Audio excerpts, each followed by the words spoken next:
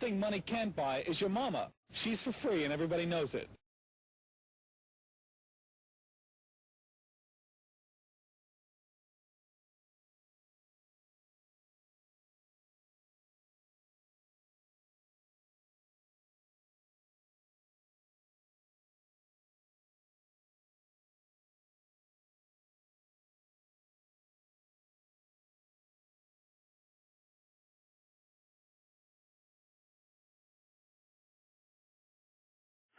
What is your emergency? Ma'am? What? Who did? Hang on. Hang on, ma'am.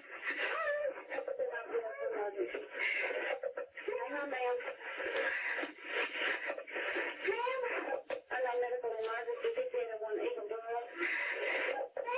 Ma'am, I'm trying to get an ambulance to you. Hang on a minute. What's going on, ma'am?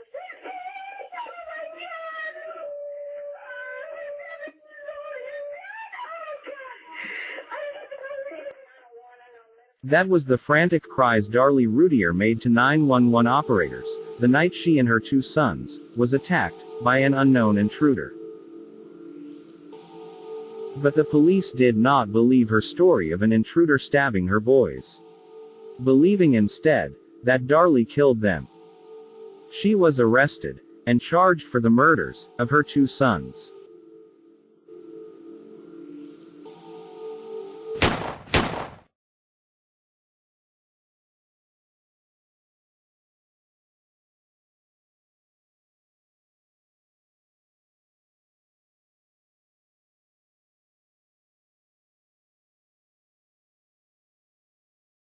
In the early hours of June 6, 1996, at 2:31 a.m., a 911 operator received a call from 5801 Eagle Drive, Rolette, Texas. The address the Routiers called home. But on that night, an intruder gained access to their home. He slits Darlie's throat and fatally stabs both her boys. Police arrived at the Routier home no more than 3 minutes after the 911 call was made. The officers entered the premises and discovered a window screen in the garage that had been cut. They continued the search outside and in their surrounding area, but found no intruder. Darlie explained that she, along with her boys, had been watching TV, with all of them dozing off and falling asleep. Then, sometime during the night, Darlie opens her eyes and sees a male figure in her home. Still half asleep, she approaches. The intruder then notices Darlie getting up and makes his getaway through the back of the house, dropping the knife as he flees. Darlie, not thinking, picks up the knife and chases the stranger out of their home, returning shortly to see to her boys. That's when she realizes that they had been stabbed and calls 911. Darlie's story did not fly with the police. After the investigation, it was concluded that the police found no concrete evidence that proved an intruder was in their home, even though one of Darlie's in-laws, Randy Reagan, shows reporters how easy it is to pass through without disturbing the window sill. Reagan disagrees. You don't have to touch the window or anything else to get in and out of it. The police started to believe that Darlie had killed her sons and began building a case against her. Eventually, on the 18th of June, 2 weeks after her sons' deaths, and never even knowing she was considered a suspect, Darlie Routier was arrested. To me it seemed as if the cops were fixated on Darlie. But why? Why would the cops even consider someone like her? Someone with no priors with the law, and that has no mental history. It could be because of Susan Smith. I would like to say to whoever has my children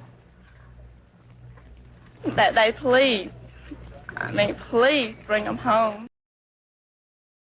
Susan Smith was a young mother, who claimed to have been hijacked by two black men.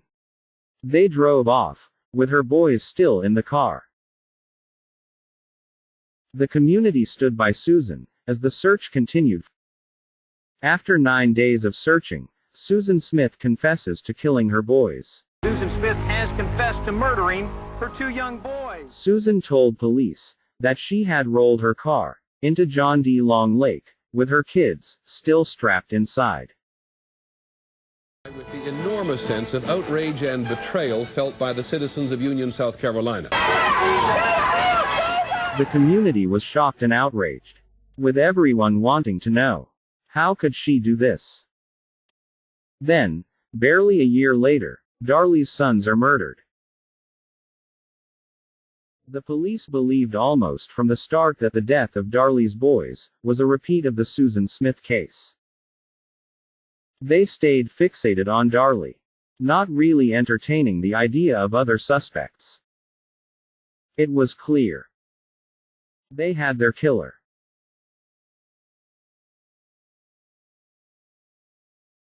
Darlie was charged with capital murder in the death of her 5-year-old son Damon, and his 6-year-old brother, Devin.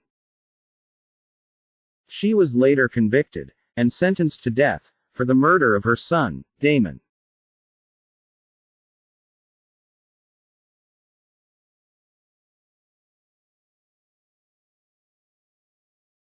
We give you love and affection, don't we? Well, then what is it? Was it because we went to that party? Well, you know what kind of drunken brawls those kind of parties turn into. It's not a place for kids. A minute ago, you said you didn't care if he drinks. He said a little drink. You're tearing me apart! What? You say one thing, he says another, and everybody changes back again! That's a fine way to behave. Well, you know who he takes after. Oh! He completed 3 movies in his lifetime, dying at the age of 24. Here's looking at the icon, the legend, the man. Here's remembering James Dean.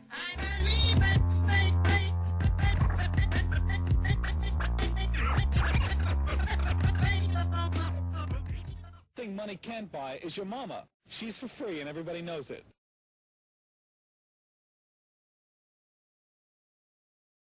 On the 8th of February 1931, on the corner of 4th and McClure Street, in Marion, Indiana, at the Seven Gables apartment block, James Dean was born. To mother Mildred and father Winton. His dad was a farmer, but gave up farm life to pursue a career as a dental technician. James was real close with his mom, Mildred. She was Dean's rock. Always there for him. Doing things for Dean, like when Dean was younger, he would write his wishes on a piece of paper.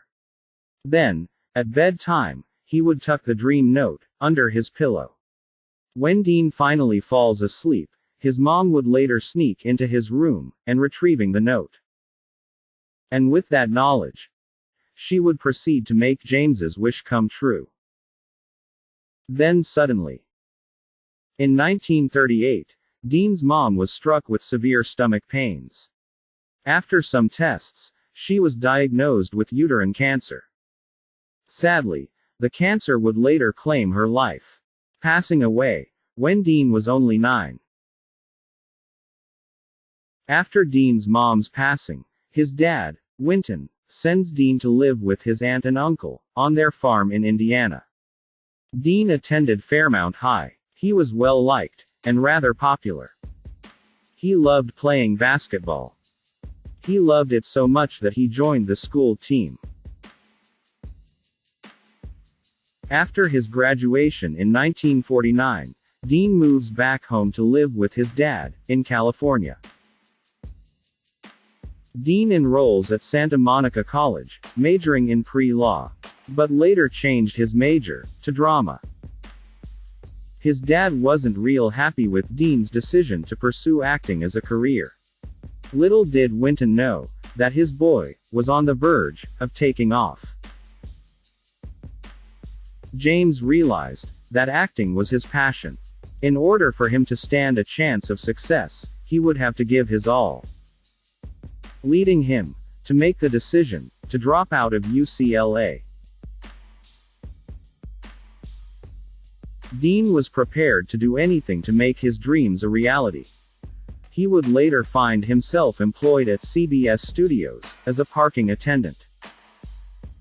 During that time, Dean was fortunate to get to know and meet some of Hollywood's influential players.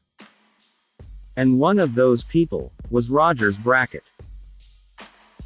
Rogers Brackett was a radio director for an advertisement agency. After meeting Dean, Brackett took a liking to him, taking the young hopeful under his wing, and giving Dean the much-needed guidance that would later help with his career. That guidance finally paid off, landing him a part in the Broadway production, See the Jaguar, which he later got.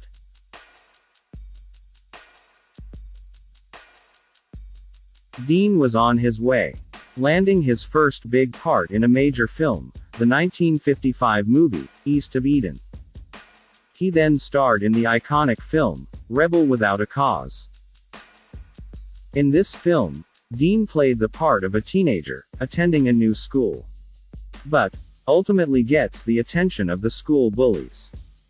His last project was the 1956 film, Giant, starring alongside Elizabeth Taylor and Rock Hudson. This movie would later earn Dean his second posthumous nomination. After completing filming Giant, Dean was ready, craving, to get back behind the wheel of a race car. Dean's speedster was winning him races. But for him, that wasn't enough. He needed more. Dean's first choice was a Lotus. But it was delayed. He then paid Competition Motors a visit. In the 50s, Competition Motors were importers of foreign and exotic racers. They were one of a few establishments dealing in imported cars. Dean was shown the lighter and more powerful, no-nonsense racer, the Porsche 550 Spider. This car was designed to be fast. It's fitted with a small, yet powerful, high-tech engine that was mounted in the rear of this tiny, lightweight shell. All this made the Spider somewhat scary to drive at the limit. As this was an extremely rare car, Competition Motors only had 5 in stock. Dean was sold on the Spider and struck a deal, trading in his beloved Speedster for what Dean would later call Little Bastard. Dean was a good driver. He racked up many hours behind the wheel of a race car. But this car was built for the experienced driver, a serious racer. This car was unforgiving. And when I say unforgiving, I mean that you make mistake, I kill kind of unforgiving. A 1950 Ford Tudor is seen traveling east towards Dean. The Ford signals to make a left turn, heading north onto Highway 41 towards Fresno. Dean sees the Ford, but is assured that the driver sees him. Suddenly, the Ford turns in front of Dean. With no place to go, Dean crashes into the passenger side of the Ford. The Porsche skids out of control, finally coming to rest on the side of the highway. Dean was trapped in his car. He sustained numerous fatal injuries, including a broken neck.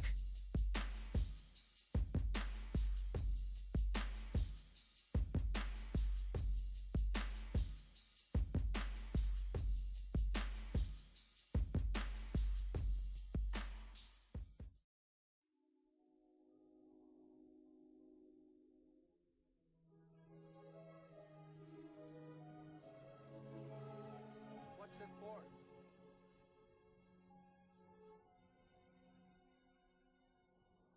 He's turning left. He's got a shit.